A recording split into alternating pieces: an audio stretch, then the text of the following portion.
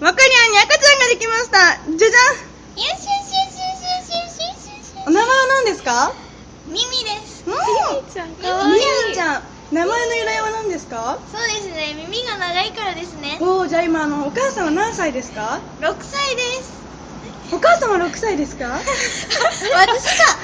16歳です。お子さんは3歳です。あら、12歳の時に産んだですね。すごい、さすがですね。